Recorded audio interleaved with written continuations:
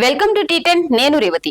రాజస్థాన్ లోని అజ్మీర్ దర్గాలో సర్వే చేయాలని స్థానిక కోర్టు ఆదేశించడాన్ని ఒక సైద్ధాంతిక దాడిగా మాజీ అధికారులు, దౌత్యవేత్తలు విమర్శించారు. ఇలాంటి చట్ట విరుద్ధమైన హానికరమైన కార్యక్రమాలు నిలిపివేయడానికి జోక్యం చేసుకోవాలని ప్రధానమంత్రి నరేంద్ర మోడీకి విజ్ఞప్తి చేశారు. ఈ మేరకు మోడీకి గత నెల 29న లేఖ రాశారు.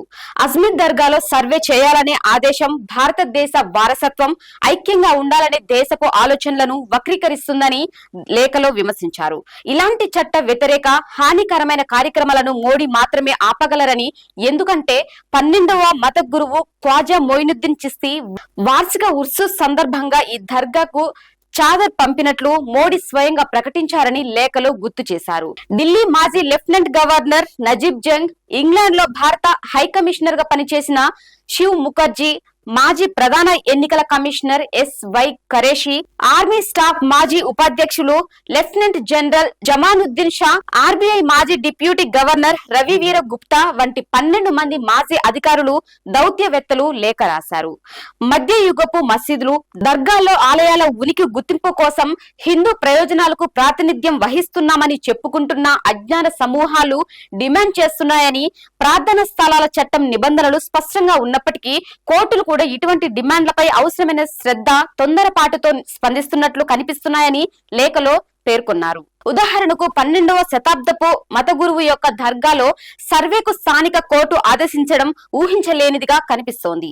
ఈ దర్గా కేవలం ముస్లింలకు మాత్రమే కాకుండా బహుళ సాంప్రదాయాలకు అనుసరించే భారతీయులందరికీ పవిత్రమైన సూఫీ క్షేత్రాల్లో ఒకటి అని లేఖలో పేర్కొన్నారు.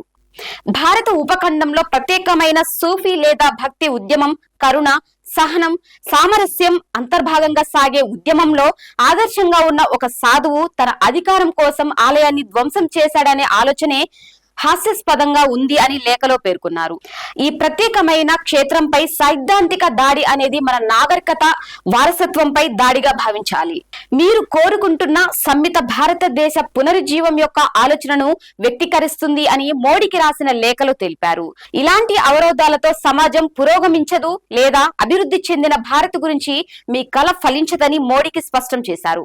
గత 10 ఏళ్ల నుంచి దేశంలో హిందువులు, ముస్లింలు, క్రైస్తవుల మధ్య సంబంధాలు దెబ్బతిన్నాయని, అభద్రతా భావంతో ఉన్నారని ఆవేదన వ్యక్తం చేశారు. అలాగే గత 10 ఏళ్లలో కొన్ని రాష్ట్ర ప్రభుత్వాలు, వాటి అధికార యంత్రాంగం పక్షపాత పాత్రను పోషిస్తున్నాయని స్పష్టంగా కనిపిస్తోందని, గతంలో ఇలా జరగలేదని లేఖలో పేర్కొన్నారు.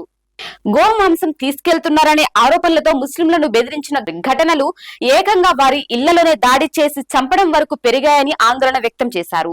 అదే విధంగా ముస్లింల వ్యాపార సంస్థలను, తినుబండరాలను బహిష్కరించాలని, ముస్లింలకు ఇళ్లను, స్థలాలను అద్దెకు ఇవ్వకూడదని పిలుపులు ఎక్కువయ్యాయని, ముస్లింల ఇళ్లపై బుల్డోజింగ్ ముఖ్యమంత్రులే నేతృత్వం వహిస్తున్నారని లేఖలో విమర్శించారు. సుమారు 1.54 లక్షల ఉపాధులు ధ్వంసమయ్యాయని, లక్షలాది మంది నిరాశ్రయులయ్యారని లేదా వారి వ్యాపార స్థలాలను కోల్పోయారని, బాధితుల్లో ఎక్కువ మంది ముస్లింలే అని లేఖలో గుర్తు చేశారు.